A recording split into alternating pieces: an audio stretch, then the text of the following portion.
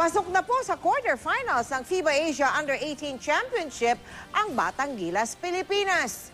Yan ay matapos nilang talunin ng Malaysia sa isang git-gitang laban. Nakatutok si Ivan Mayrina. Bit-bit ang dalawang panalo, hinarap ng Batang Gilas, Pilipinas ang koponan ng Malaysia para sa target na makapasok sa quarterfinals ng FIBA Asia Under-18 Championship. Umpisa pa lang, lamang ng Malaysia. At sige pa sa pag-arangkada. Pero nakahabol ang Pilipinas at naisarang third quarter sa score na 51-all. Git-gita ng laban hanggang sa fourth quarter.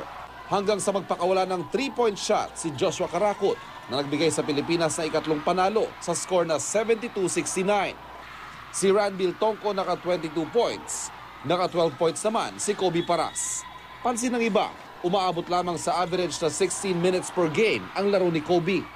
Hindi naman sa minutes yun na, tsaka wala naman ako pake kasi kami lahat naglalaban po kami para sa bansa po namin eh. Nagsasabi na parang hindi ko po kaya.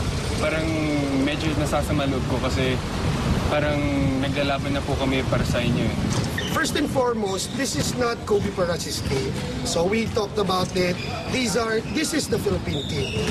Kobe Paras is one of the players here and we have 12 other young kids that are ready to perform. Natuto na rin daw ang Batang Gilas mula sa mga sablay nila sa mga nakaraang laban.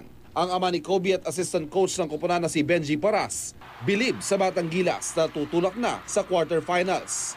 Makikita naman natin na lumalaban yung mga bata. Although siyempre ang problema natin dito is mainly is height. Okay. Pero ando naman yung speed.